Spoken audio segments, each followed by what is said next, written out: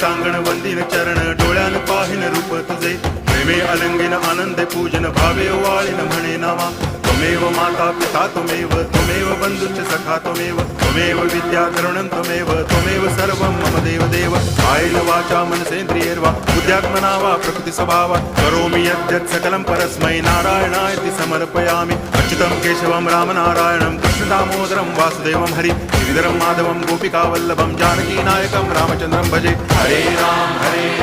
Ram Ram Hare Hare Hare Krishna